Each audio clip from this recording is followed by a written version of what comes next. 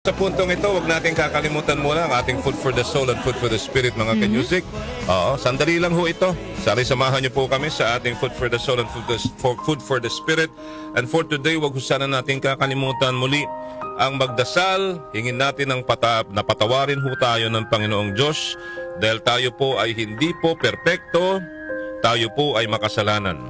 At minsan, aminin natin sa sarili natin, Darlene, na tayo po ay nag-aaksaya ho ng oras sa mga walang kabuluhang bagay at napapabayaan po natin ang ating relasyon sa Panginoong Diyos. Amen? Amen. At kung minsan din, hinahayaan po natin na lulunurin ho tayo ng mga tinig ng mundo kaysa sa Panginoong Diyos, no?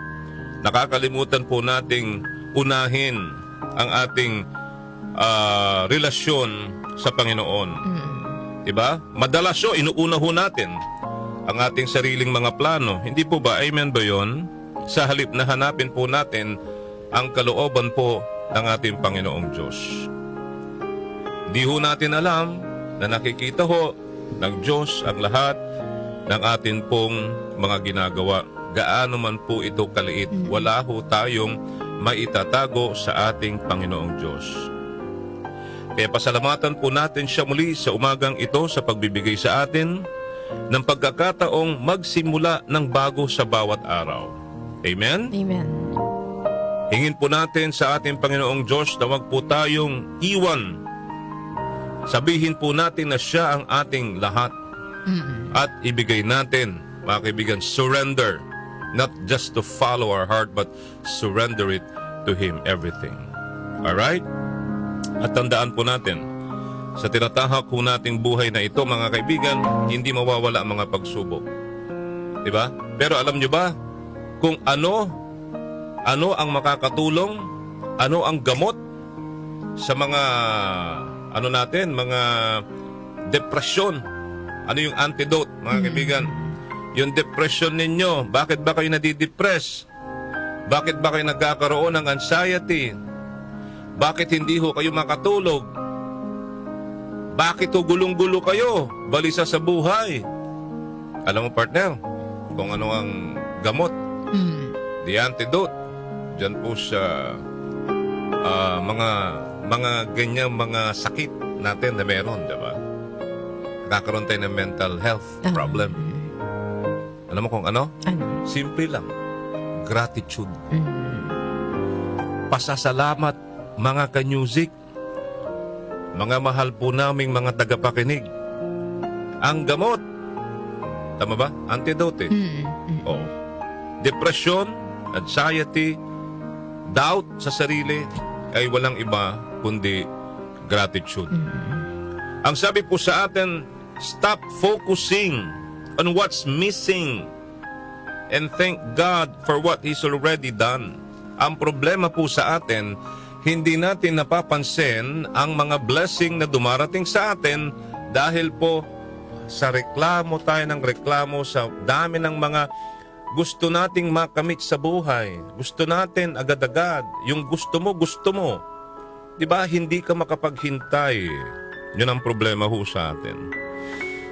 Sabi nga ho sa mga Hebreo, mga ka-music, huwag kayong mangmukhang pera at masiyahan na kayo sa anumang nasa inyo sapagkat sinabi ng Diyos, hindi kita iiwan ni pababayaan man. Kaya't buong tapang nating masasabi, ang Panginoon ang tumutulong sa akin, hindi ako matatakot. Sabay-sabay po tayo muli.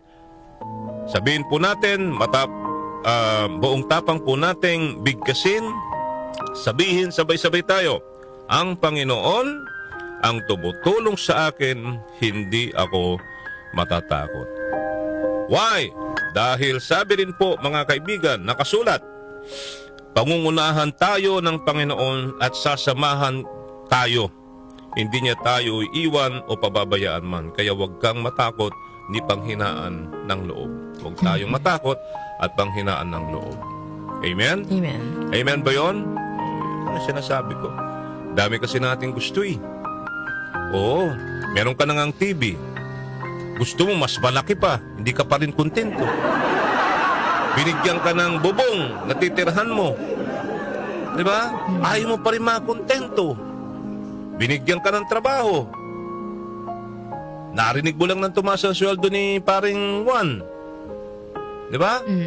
Gusto mo matapatan mo rin siya. Naging supervisor, gusto mo rin maging supervisor. Naging manager yung kapitbahay mo. Aba, hindi pwede yan. Gusto ko rin maging manager.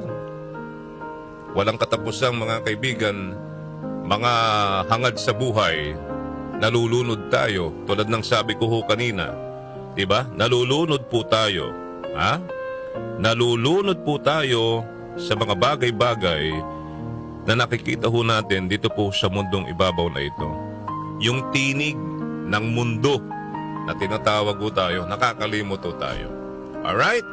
So for today, mga ka-music, mga kaomok, gratitude. Gratitude, ha? Huwag niyong kakalimutan. Magpasalamat po sa Panginoon sa araw-araw na binibigay sa atin na buhay. Dahil tandaan nyo, di ba lagi natin sinasabi, hindi natin alam ang bukas, Partel. Ang alam natin yung ngayon, nangyayari ngayon. Pero yung bukas ay hindi po natin alam. Only God knows. Amen? Amen. Alright, sige. Maraming salamat po. Sina Joel Grospe at Darlene Olanyo, FOK sa 774. Hirap sa atin Binigyan ka na nga ng ganito. Diba parang ano lang yun inabot sa'yo ng Diyos yung kamay niya. Yung kamay. Diba? Gusto mo, ibibigay pa niya ulit. Hindi ka makontento Diba? Antayin mo yung iyong hinihiling pa na kung ano man ay ibibigay sa'yo. At kung ano man ang binigay sa'yo ng Panginoong Diyos, yun yung tanggapin mo. Diba? Okay, sige.